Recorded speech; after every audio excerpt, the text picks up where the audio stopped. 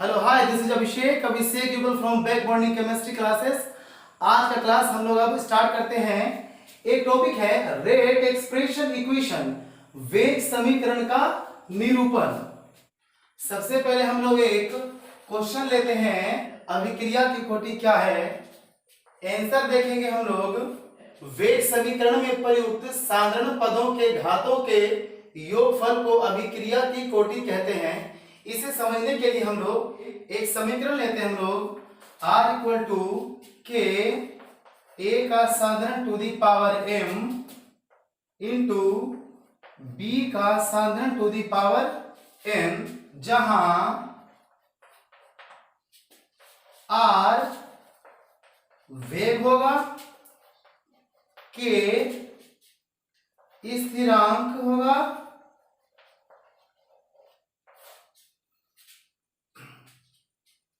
A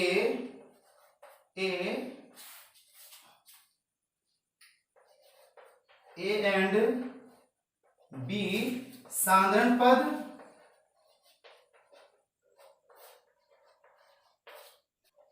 M and N घात होगा, घात बोलेंगे तो घात।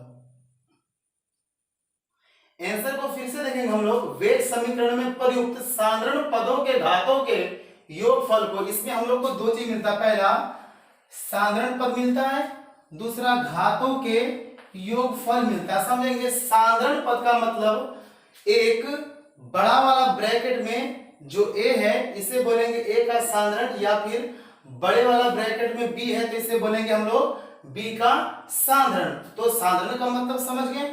अब समझते हैं घात, जो इसके ऊपर में पावर होता है, मतलब साधारण के ऊपर में जो पावर होगा उसे हम लोग घात बोलेंगे, या फिर साधारण b के ऊपर में जो पावर n होगा इसे हम लोग घात बोलेंगे। और इनके योगफल का मतलब m और n का वैल्यू भी ज्ञात करना है, साथ में m प्लस n का भी वैल्यू ज्ञात करना है। तो हम लोग एक इसके लिए एग्जांपल लेते हैं।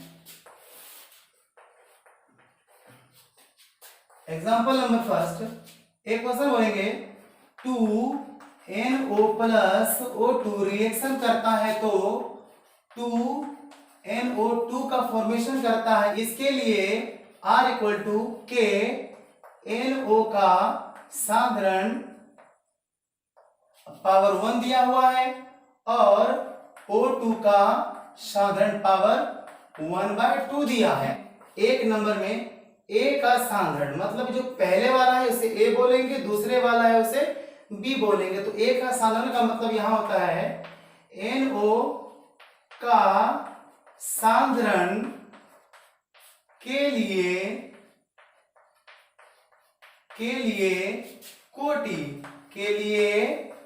कोटि इक्वल टू बोलेंगे हम लोग, जो पावर जो घात रहता है वही बोलेंगे ना। तो यहां आंसर देंगे हम लोग 1 होगा। सेकेंड नंबर में देखेंगे हम लोग लिखेंगे O2 का साधारण के लिए कोटि इक्वल टू 1/2। और यदि आप बोलेगा A और B को साथ में मतलब योगफल के रूप में लिखने के लिए, तो हम लोग को थर्ड नंबर लिखना पड़ेगा NO प्लस O2 का साधारण के लिए कोटि। तो हम लोग लिखेंगे यहाँ पे equal to 1 plus 1/2 equal to 3/2 लिखना पड़ेगा हम लोग को। इसे हम लोग विन का जोड़ निकालेंगे तो इतना आंसर आएगा 3/2, ये वाला आंसर होता है। ठीक है, फिर इसी प्रकार से हम लोग एक नेक्स्ट एग्जांपल लेंगे। एक दिया हुआ R इक्वल टू के साधारण A का पावर 1 है और साधारण B का पावर -1 है। तो अब हम लोग उसका बोलेंगे फर्स्ट नंबर में A का साधारण के लिए कोटि इक्वल टू 1 बोलेंगे आंसर। फिर सेकंड बोलेंगे हम लोग किसके लिए, B के लिए, यहां लिखना पड़ेगा B का साधारण के लिए कोटि equal to -1।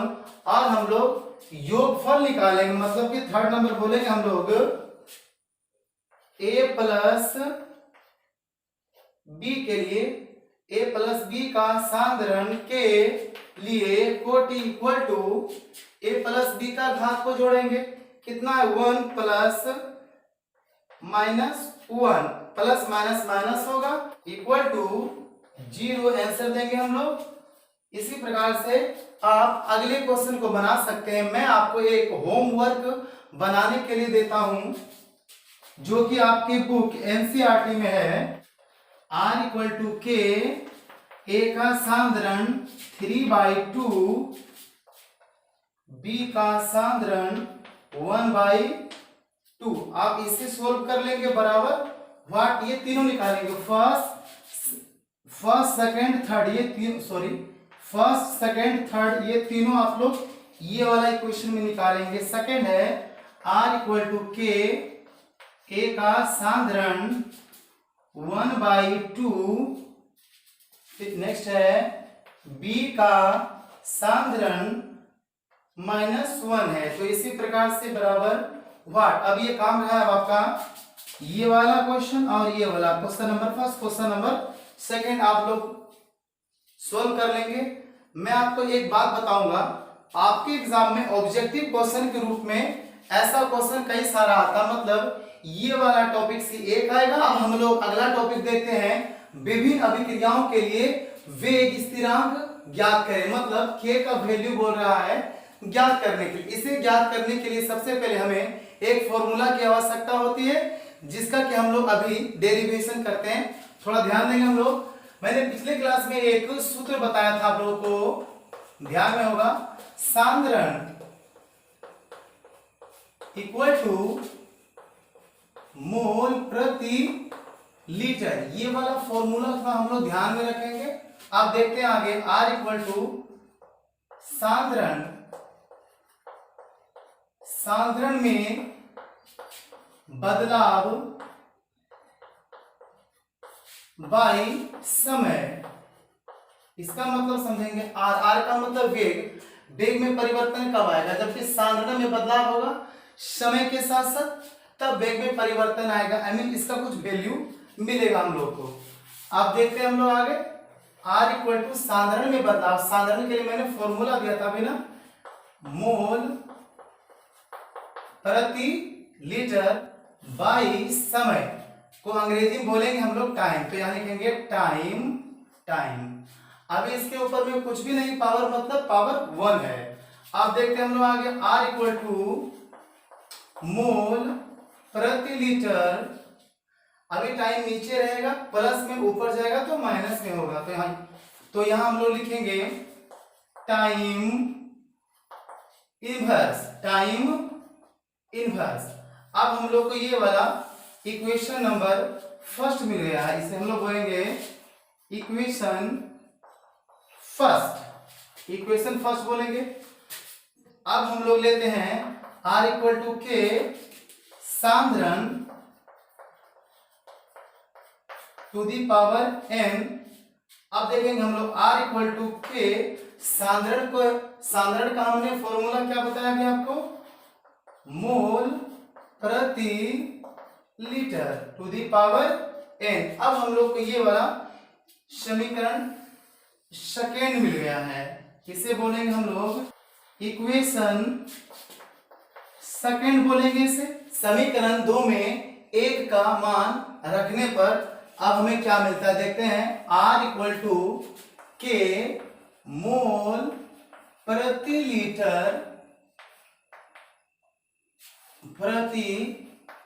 Litre to the power n। अब यहां देखेंगे हम, अब R का वैल्यू क्या है यहाँ पे, मोल प्रति लीटर टू दी पावर, अब कुछ भी नहीं है तो मतलब पावर यहाँ पर 1 होगा। फिर यहाँ है टाइम इनवर्स इक्वल टू के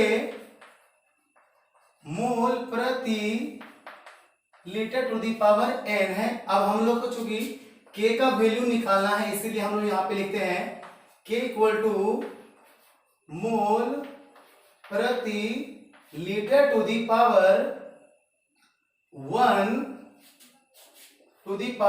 1। आप देखेंगे जब इक्वल टू के इस तरफ आएगा तो यह माइनस हो जाएगा, यहाँ लिखेंगे 1 माइनस n। अब ये वाला जो टाइम इनवर्स है इसे तो लिखना ही पड़ेगा हम लोग को। तो ये वाला हम लोग को अब के का एक फॉर्मूला मिल गया, मतलब वेग स्थिरांक का एक फॉर्मूला मिल गया। अब हम लोग एक एग्जांपल लेंगे। फर्स्ट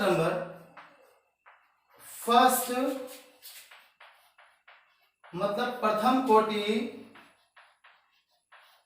अभिक्रिया के लिए के बराबर वाट। कह रहा है प्रथम कोटि अभिक्रिया के लिए के का वैल्यू क्या होगा। प्रथम कोटि का मतलब यहां हो रहा है n का जो वैल्यू है कितना है, 1 है। अब हम लोग फॉर्मूला से रखेंगे k इक्वल टू मोल प्रति litre to the power 1 minus n time inverse. अब हम लोग k equal to mole per litre to the power 1 minus n का वैल्यू 1 है तो -1 लिखेंगे इक्वल टू 0 होगा। या अब यहां लिखेंगे टाइम इनवर्स। अब यहां जो k का वैल्यू लिखेंगे हम लोग, जब 1 - 1 0 होगा, यदि किसी चीज के ऊपर में पावर 0 होगा तो उसका वैल्यू हम लोग कितना लिखते हैं 1 इंटू, और ये वाला टाइम इनवर्स है इसीलिए k equal to time inverse इसका आंसर आता। मतलब प्रथम कोटि अभिक्रिया के लिए जो k का वैल्यू आएगा वो कितना आएगा, टाइम इनवर्स। क्या बोले हम लोग, टाइम इनवर्स आएगा। इसी प्रकार से हम लोग दूसरा एग्जांपल लेंगे। अब देखते हैं एग्जांपल नंबर है सेकंड मतलब द्वितीय कोटि अभिक्रिया के लिए, द्वितीय कोटि अभिक्रिया के लिए के बराबर वाट होगा। तो हम लोग यहाँ क्या समझेंगे, n इक्वल टू जो वैल्यू कितना है 2। अब हम लोग फॉर्मूला को लेते हैं k इक्वल टू मोल प्रति litre to the power 1 minus n और टाइम इनवर्स है k इक्वल टू मोल प्रति litre to the power 1 minus n का वैल्यू कितना है 2 है, यहाँ लिखेंगे -2 लिखेंगे हम लोग। और ये वाला टाइम इनवर्स है। अब यहां देखेंगे हम लोग k इक्वल टू मोल प्रति लीटर टू दी पावर -1 होगा। अब यहां लिखेंगे हम लोग time inverse k equal to mole to the power -1 होगा। और माइनस कैंसिल तो यहां लिखना पड़ेगा ओनली लीटर टाइम इनवर्स। अब यहां इसका वैल्यू क्या बोलेंगे, k इक्वल टू पर मोल लीटर टाइम इनवर्स। ये वाला इसका आंसर देखेंगे। द्वितीय कोटि अभिक्रिया के लिए k का वैल्यू क्या बोलना पड़ेगा, k इक्वल टू पर मोल लीटर टाइम इनवर्स बोलेंगे हम लोग। अब आप लोग होमवर्क के रूप में सेकेंड ऑर्डर के लिए बना के लाएंगे, थर्ड ऑर्डर के लिए बना के लाएंगे और 0 ऑर्डर के लिए बना के लाएंगे। नेक्स्ट है हाफ ऑर्डर के लिए बना के लाएंगे। इसका आंसर क्या होगा आप मुझे बताएंगे नेक्स्ट क्लास में, ठीक है। यदि नहीं बनता है तो आप कमेंट करेंगे, मैं आपको हेल्प करूंगा। अब हम लोग अगले टॉपिक को चलेंगे, गैसीय अभिक्रिया के लिए k का वैल्यू ज्ञात करना है।